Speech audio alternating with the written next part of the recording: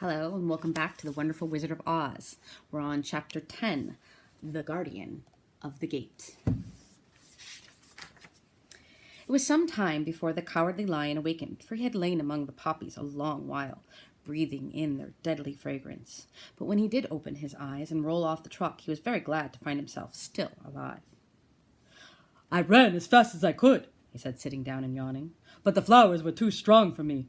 How did you get me out?" Then they told him of the field mice, and how they had generously saved him from death. And the Cowardly Lion laughed and said, "I have always thought myself very big and terrible, yet such small things as flowers came near to killing me, and such small animals as mice have saved my life. How strange it all is! But comrades, what shall we do now?"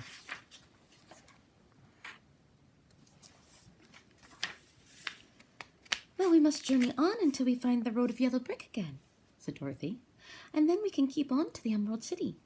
So the lion, being fully refreshed and feeling quite himself again, they all started upon the journey, greatly enjoying the walk through the soft, fresh grass. And it was not long before they reached the road of yellow brick and turned again toward the Emerald City where the great Oz dwelled. The road was smooth and well paved now, and the country about was beautiful, so that the travelers rejoiced in leaving the forest far behind, and with it the many dangers they had met in its gloomy shades. Once more they could see fences built beside the road, but these were painted green, and when they came to a small house in which a farmer evidently lived, that also was painted green. They passed by several of these houses during the afternoon, and sometimes people came to the doors and looked at them as if they would like to ask questions, but no one came near. Nor did they speak to them because of the great lion, of which they were much afraid. The people were all dressed in clothing of a lovely emerald green color, and wore peaked hats like those of the Munchkins. "This must be the land of Oz," said Dorothy, "and we're surely getting near the Emerald City."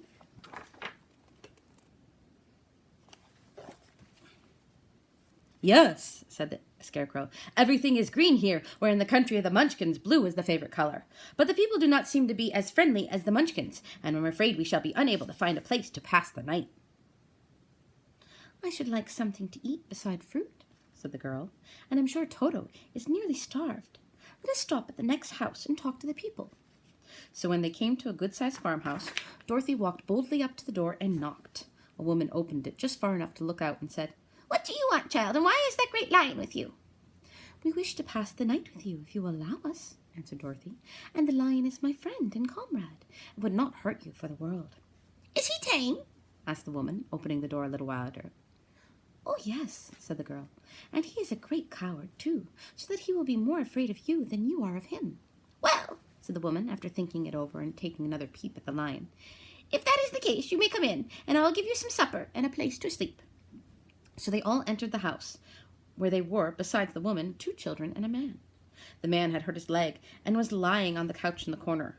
They seemed greatly surprised to see so strange a company, and while the woman was busy laying the table, the man asked, "Where are you all going?" "To the Emerald City," said Dorothy, "to see the great Oz." "Oh, indeed!" exclaimed the man. "Are you sure that Oz will see you?" "Why not?" she replied. "Why, it is said that he never lets anyone come into his presence. I have been to the Emerald City many times, and it is a beautiful and wonderful place, but I have never been permitted to see the great Oz, nor do I know of any living person who has seen him." "Does he never go out?" asked the Scarecrow. "Never. He sits day and day in the great throne room of his palace, and even those who wait upon him do not see his face to face." "What is he like?" asked the girl. "That is hard to tell," said the man, thoughtfully. "You see, Oz is a great wizard, and can take on any form he wishes, so that some say he looks like a bird, and some say he looks like an elephant, and some say he looks like a cat. To others he appears as a beautiful fairy, or a brownie, or in any other form that pleases him. But who the real Oz is, when he is in his own form, no living person can tell." "That is very strange," said Dorothy. "But we must try, in some way, to see him, or we shall have made our journey for nothing." "Why do you wish to see the terrible Oz?" asked the man. "I want him to give me some brains," said the Scarecrow eagerly. "Oh, Oz could do that easily enough," declared the man. "He has more brains than he needs." "And I want him to give me a heart," said the Tin Woodman. "That would be no trouble to him," continued the man, "for Oz has a large collection of hearts of all sizes and shapes." and I want him to give me courage, said the Cowardly Lion. Oz keeps a pot of courage in his throne room, said the man, which he has covered with golden plate to keep it from running over. He will be glad to give you some. And I want him to send me back to Kansas, said Dorothy. Where is Kansas? Asked the man in surprise. I don't know, replied Dorothy sorrowfully, but it is my home, and I'm sure it's somewhere. Very likely. Well, Oz can do anything, so I suppose he will find some Kansas for you. But first you must get to see him, and that will be a hard task. For the Great Wizard does not like to see anyone, and he usually has his own way. But what do you want? He continued, speaking to Toto. Toto only wagged his tail, for strange to say, he could not speak. The woman now called them to the supper was ready, so they gathered around the table, and Dorothy ate some delicious porridge and a dish of scrambled eggs and a plate of nice white bread, and enjoyed her meal. The Lion ate some of the porridge, but did not care for it, seeing as it was made from oats, and oats were food for horses, not for lions. The Scarecrow and the Tin Woodman ate nothing at all. Toto ate a little of everything, and was glad to get a good supper again.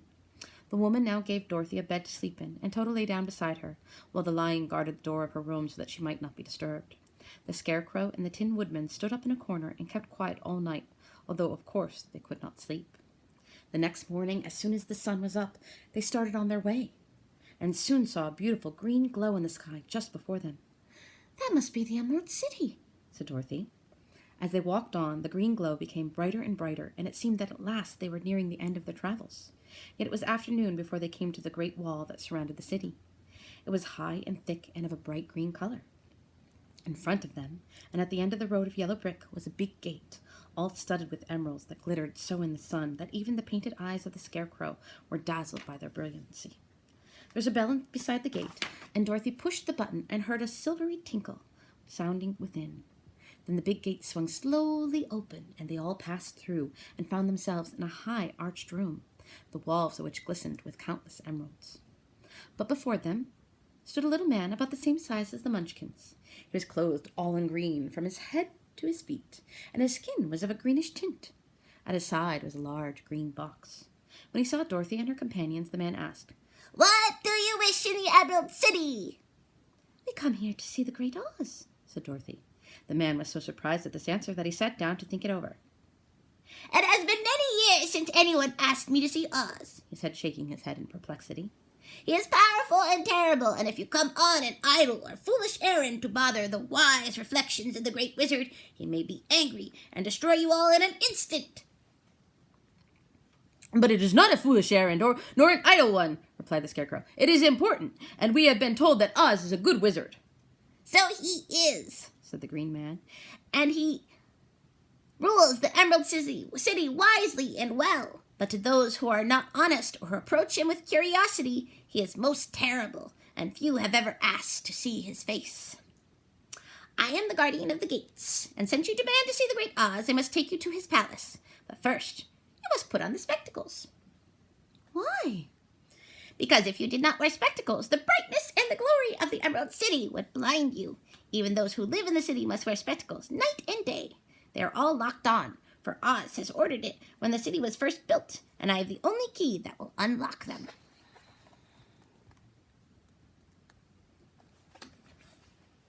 He opened the big box, and Dorothy saw that it was filled with spectacles of every size and shape. All of them had green glasses in them. The guardian of the gates found a pair that would just fit Dorothy and put them over her eyes. There were 2 golden bands fastened to them that passed around the back of her head, where they were locked together by a little key that was at the end of a chain the guardian of the gate wore around his neck. When they were on, Dorothy could not take them off, had she wished, but of course she did not want to be blinded by the glare of the Emerald City, so she said nothing. Then the Green Man fitted spectacles for the Scarecrow and the Tin Woodman and the Lion, and even on little Toto, and all were locked fast with the key. Then the guardian of the gates put on his own glasses and told them he was ready to show them to the palace. Taking a big golden key from a peg on the wall, he opened another gate, and they all followed him through the portal into the streets of the Emerald City.